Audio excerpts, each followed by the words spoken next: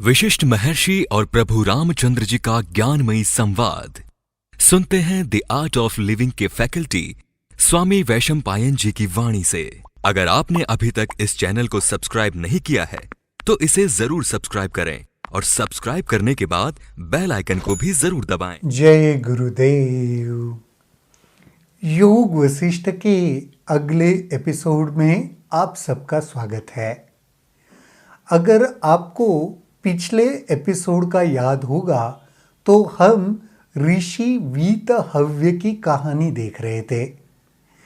वीतहव्य ऋषि ने ये तय किया कि वो अब देह त्यागना चाहते हैं। उससे जुड़ी हुई कहानी को ही आगे हम देखते हैं। वशिष्ठ जी ने कहा, सभी इच्छाओं के शांत हो जाने के उपरांत वीतहव्य ऋषि ने अपने को अद्वैत चेतना के धरातल पर स्थित किया और ओम मंत्र का उच्चारण किया। वो जो चिंतन उनका मन में चल रहा था शरीर त्यागने से पहले, आपको याद होगा हर चीज के प्रति वह कृतज्ञ हो रहे थे। तो उसके बाद उन्होंने कहा कि उन्होंने अपनी चेतना को अद्वैत स्तर पर प्रस्थापित किया और फिर ओम शब्द का उच्चारण किया। ओम के गूढ़ रहस्य पर विचार करने पर वास्तविकता को आकृति या रूप समझने के भूल से होने वाले भ्रम को उन्होंने समझा।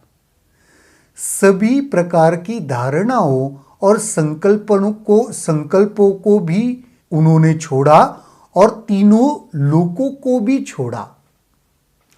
तो जैसे वह ओम में प्रस्थापित होने लगे, ये सारी चीजें उनसे छूटती गई। वही है ना मुक्त। देखो, शरीर छोड़ने के लिए भी जो बंधन है, जिसके वजह से भी हम उलझे हुए, वो सब छोड़ना पड़ेगा। तो वीतहव्य ऋषि वही कर रहे। तीनों लोकों को भी छोड़ा। हमारा ये जीवन 3 लोकों में होता है, ऐसे मान्यता है। वो तीनों लोकों को भी छोड़ा उन्होंने। वे पूर्ण रूप से उसी प्रकार निश्चल हो गए जिस प्रकार कुम्हार का चाक शांत हो जाता है। सब कुछ त्याग करके वो इस प्रकार स्थिर हो गए। कुम्हार का चाक देखा है आपने? वो जब कुछ घड़ा वगैरह बनाता है तो एक बार उसे अच्छे से तेजी से घुमाता है और उसके बाद वो सब कार्य जब उसका समाप्त हो जाता है, वो चाक घूमते घूमते फिर स्थिर हो जाता है। उसी प्रकार उन्होंने स्थिरता अनुभव की या स्थिरता में प्रस्थापित हुए। ओम के उच्चारण से इंद्रियों का जाल भी नष्ट हुआ और नष्ट हुए उन इंद्रियों के विषय भी। ओम शब्द से क्या हुआ? इंद्रियों के जाल नष्ट हुए। यहां पे कितना सुंदर उसका एक्सप्लेनेशन किया। इंद्रियों के जाल, हमारी इंद्रियां जाल के समान ही कार्य करती है। तो वो जाल भी नष्ट हुए और इंद्रियों के विषय भी। इंद्रियों के बहुत से विषय होते हैं, वो सारे विषय भी आहिस्ता आहिस्ता खत्म होने लगे।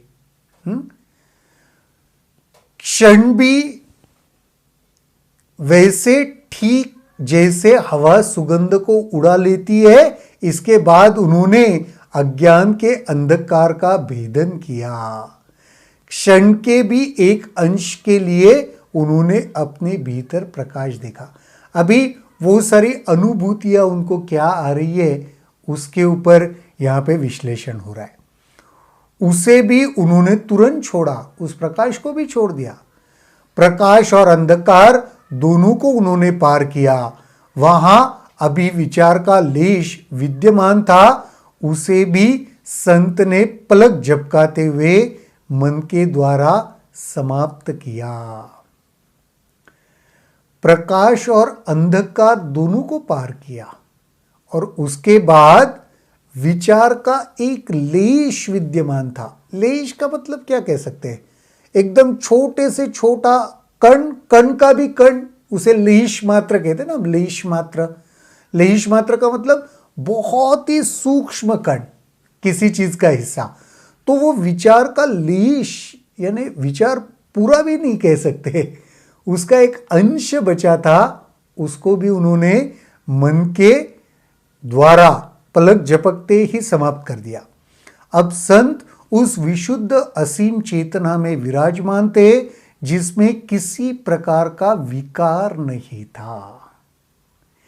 ये सारा जब उन्होंने त्याग दिया, विचारों के लेश को खत्म कर दिया, अब उनमें कोई विकार बचा नहीं था। उनकी स्थिति सद्यजात बालक जैसे थी। उनकी मन की स्थिति कैसे, एकदम नवजात शिशु कैसे होता है, उसके कुछ नहीं होता, वो सिर्फ एक आत्म स्वरूप में होता है। उन्होंने चेतना के भान का भी त्याग किया, यहां तक कि उसकी सूक्ष्म हलचल को भी त्यागा। चेतना का जो भान होता है, कॉन्शियसनेस का जो एक अवेयरनेस होता है, उसको भी त्याग दे दिया उन्होंने। यहां तक उसकी सूक्ष्म से सूक्ष्म हलचल को भी त्याग दिया। उन्होंने उस अवस्था का भी त्याग किया जिसे पश्यंती कहते हैं, और चेतना की गहन निद्रा की स्थिति तक पहुंचने में सफल हुए। परा और पश्यंती ऐसे कहते हैं, तो पश्यंती जो अवस्था है उसको भी उन्होंने त्याग दिया और फिर चेतना की गहन निद्रा की स्थिति में पहुंच गए। उसके आगे भी उनकी यात्रा जारी रही और चेतना की तुरीय अवस्था को प्राप्त हुए। चेतना की 4 अवस्था कहते हैं ना, जागृत, सुषुप्ति, स्वप्न अवस्था और तुरीय अवस्था। तो तुरीय अवस्था को भी पार कर दिया उन्होंने। यह आनंद की स्थिति है, वो तुरीय अवस्था आनंद की स्थिति है, वर्णन से परे है। जो भी है और नहीं भी, वह कुछ है और कुछ नहीं भी, प्रकाश भी है और अंधकार भी। तुरीय अवस्था की यहां पे वो विश्लेषण किया जा रहा है। वह चेतना और अचेतना से परिपूर्ण है। वह केवल नकार यह नहीं द्वारा सूचित की जा सकती है। वह अब किसी विवरण के परे थी। वह केवल नकार से उसको सूचित किया जा सकता है। यानी ये बड़ा इंटरेस्टिंग है। कोई चीज को या तो आप उसके गुणों से या उसके नाम से सूचित कर सकते हो, या उसको सूचित करने का एक और अलग ढंग भी है। जैसे किसी एक पर्टिकुलर व्यक्ति के बारे में आपको सूचित करना है, तो अगर 10 लोगों का ग्रुप है तो आप 9 लोगों के नाम लेके बोलो कि ये वो नहीं है, फिर ऑटोमेटिकली वो 10वें की ओर सबका ध्यान चला जाता है। तो यहां पे कह रहे वो कि उस प्रकार से उसे सूचित किया जा सकता है, यह नहीं, केवल नकार से। वह स्थिति शून्य है, ब्रह्म है, चेतना है, सांख्य का पुरुष है, योगी का ईश्वर है, शिव, काल, आत्मा, अनात्मा, आत्मा अनात्मा का मध्य आदि है।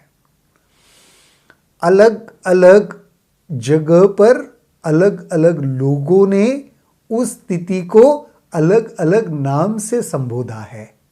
वो सारे नाम या उसमें से कुछ नाम यहां पे महर्षि वशिष्ठ जी बता रहे। क्या क्या? ब्रह्म है, शून्य है, चेतना है, सांख्य का पुरुष है, योगी का ईश्वर है, शिव है, काल है, आत्मा है, अनात्मा है, आत्मा अनात्मा का मध्य है। ये कुछ उसके रूप कह सकते हैं हम। रहस्यवादियों के भिन्न भिन्न दृष्टिकोण है। और एक यह वह स्थिति है जिसे सत्य कहकर सभी धर्म ग्रंथ स्वीकार करते हैं और इसे ही सब कुछ मानते हैं। इस स्थिति में वीतव्य ऋषि ने दृढ़ता पूर्वक अपने को स्थापित कर लिया था। इस प्रकार ऋषि चेतना से एकाकार हो गए, शरीर विघटित हो गया और सभी तत्व अपने अपने स्रोत को लौट गए। कितना सुंदर, हम कहते हैं ना समाधिस्थ हो गए वो ऋषि मुनि। हमने कहानियों में, किस्सों में कितना सुना होगा नहीं, कि वो व्यक्ति, वो ऋषि मुनि, वो योगी, उन्होंने समाधि ले ली।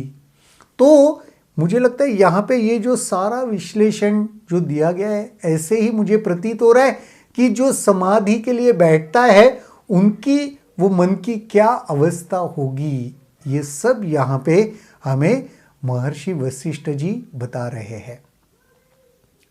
हे राम, मैंने वीतव्य की शुभ कथा तुम्हें सुनाई, इस पर मनन करो। मैंने जो भी कुछ कहा और जो अब कहूंगा वह प्रत्यक्ष बोध, प्रत्यक्ष अनुभव और गहन चिंतन पर आधारित है। हे राम, इस पर चिंतन करो और ज्ञान को प्राप्त करो। मुक्ति या मोक्ष मात्र ज्ञान या आत्मज्ञान से प्राप्त होता है। ऐसे ज्ञान से ही दुखों को कोई पार कर सकता है, अज्ञान का नाश कर सकता है और परिपूर्णता प्राप्त कर सकता है। वीतव्य के रूप में जो वर्णन किया गया है वह हमारे मन की मात्र धारणा है। यही मैं हूं और यही तुम हो। ये सभी इंद्रियां और यह सारा संसार मन के अतिरिक्त कुछ नहीं है। हे राम, इसके अतिरिक्त यह संसार हो भी क्या सकता है।